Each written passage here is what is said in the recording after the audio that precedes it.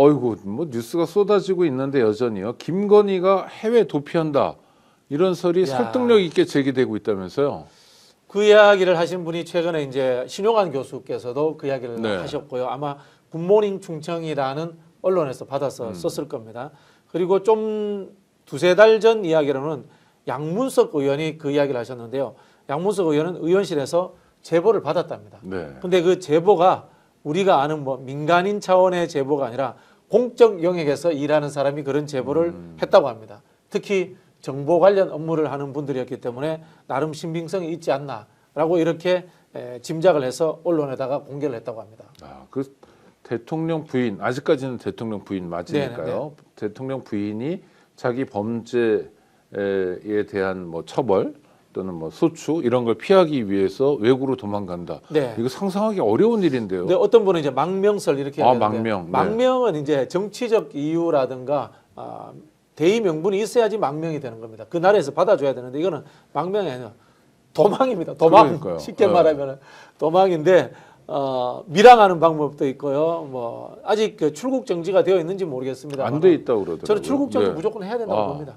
물론 뭐 김건희 씨가 페이스 오프를 하지 않는다면은 전 세계 어디 가든지 얼굴이 알려져 있기 때문에 잡힐 겁니다만은 그럼에도 불구하고 우리가 이제 김학의 사건 때도 비슷한 일들이 있었지 않습니까? 네네. 그래서 주요 혐의 피의자에 해당될 수 있는 사람들은 실제로 지금 현재 입건되어 있지 않습니까? 네네. 입건되어 있지 그렇죠. 않습니까? 그죠? 네. 그런 부분이 있기 때문에 저는 출국 금지를 내리는 게 맞지 않나 그런 생각이 듭니다. 김건희 씨가 형사 사건으로 입건된 건 몇 건인지 모르겠지만 뭐 네네네. 100건쯤 되지 않을까 싶을 정도로 네네. 수많은 고소 고발이 쏟아졌고 그러니까요. 아 맞아요. 김학의 씨 같은 경우도 몰래 출국하려다가 네네네. 그걸 막았던 법무부의 출입국 관리 관련 뭐 담당 국장 본부장 뭐 이런 양반들 이 중에 한 분이 차규근 의원 아닙니까? 그렇죠. 네네. 오히려 거꾸로 되치기를 당했잖아요. 그렇죠. 검찰 세력에 네. 의해서. 그러니까 도둑 잡는데 이른바 이거 아닙니까? 문 앞에서 지키고 있다가 네. 문 살짝 열어서 도둑 있나 없나 봤는데 어. 그걸 뭐 법적으로 문제 잡은 거 아닙니까? 네. 이게 윤석열 정부라는 이 검찰 독재 정부의 특징이고요. 형사소송법이라는 절차를 가지고 전 국민을 속이는 자들의 근본적인 술수입니다. 이게. 아니, 박진영 스님 말씀에 우리 구독자 여러분들이 다 동의하시면서 아까 김건희가 페이스 오프를 한다면 모르지만이라고 한 것에 대해서 뭐라고 그러시네요. 전문인데 왜 그러시냐. 뭐. 네. 그게 농담 12월 3일 날 반입니다. 네. 성형 의혹 있지 않습니까? 아. 성형외과 갔다는 의혹 있잖아요. 네네. 쿠데타 일어난 날. 네. 그래서 그 의혹이 계속 심해지는 거고요. 잘 아시겠지만은 부유층들은 뿌띠 성형이라는 걸 해가지고요.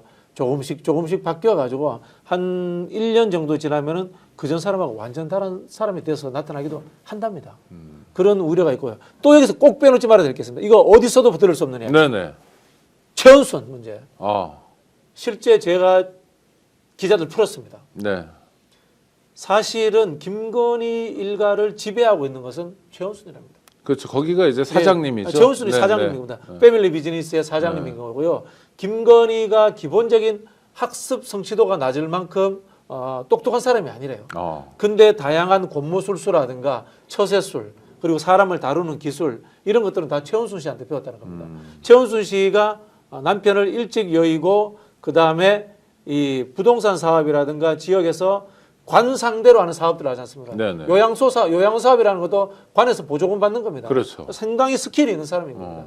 그런 스킬들을 가지고 있기 때문에 이 가족 내에서 가장으로서 역할을 했고 김건희 씨는 거기에 배운 거예요. 네. 지금 최은순 씨 재산이 실제 아는 것보다도 훨씬 많을 수 있답니다. 그래서 일각에서 나오는 우려가 그 재산들을 지금 어떻게 정리하고 있지 않느냐라는 그런 썰들이 돌아다니고 있습니다. 뭐 충분히 그럴 사람들이겠죠. 네. 그 본부장 비리라고 하는데 순서대로 본인 그러니까 네. 윤석열 부인 김건희 장모 최은순인데 실제로 권력 관계나 네. 일을 꾸려가는 건 장이 제일 앞에 와야 되겠네요. 장부 본인은 그렇죠. 장부본이죠. 장부본인데 권력 서열 뭐 이런 거로 보면 네. 이거 아마 용산의 출입 기록 확인해 봐야 될 겁니다. 최은순 씨라든가 김건희 씨 오빠가 용산에 자주 들어들었다라고 증언하는 분들이 있습니다. 네. 사실 일반적인 뭐 가족 관계에서는 할 수 있죠. 친정 엄마가 그쵸 네. 얼마든지 올 수 있고 오빠도 뭐 올 수 있고 어떤 경우에 뭐 부양이 안 되면 모시고 살 수도 있잖아요. 근데 그것이 서울- 대통령 관저를 하더라도 할 수 있죠. 네. 그런데 서울 양평 고속도로 같은 경우에 일가의 땅이 관련돼 있고요. 그러니까요. 또 하나 우리가 놓치고 있는 게 있습니다. 명태균 게이트 때 녹취록에 초반에 명태균 씨와 김건희가 통화할 때 오빠하고 이야기하면 될 겁니다라고 이야기했잖아요. 처음에 저희는 그게 그 오빠가 윤석열인 줄 알았잖아요. 그 오빠가 진짜 친오빠예요. 네네. 즉 김건희의 진짜 친오빠도 지난 대선 과정에 깊숙이 개입이 되어 있었다는 겁니다.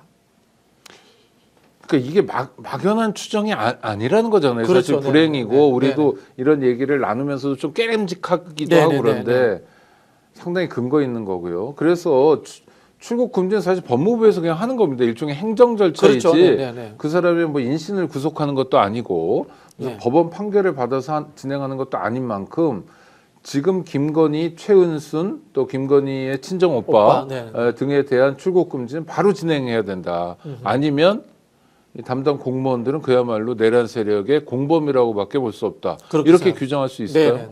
네. 그 최순실 씨가 독일로 출국해가지고 한때 잠적한다. 네. 과거에 네네. 그런 이야기들이 돈 적이 있지 않습니까? 충분히 저는 가능한 시나리오라고 봅니다. 네. 이 사람들은 뭐 가치를 지향하는 게 아니라 오로지 돈으로 물론 그렇죠. 가족이긴 네. 하지만 돈을 중심에 놓으니까 자기 돈을 어떻게 지킬 것이냐가 되게 중요하겠네요. 그렇죠. 네. 알겠습니다. 아주 중요한 문제입니다.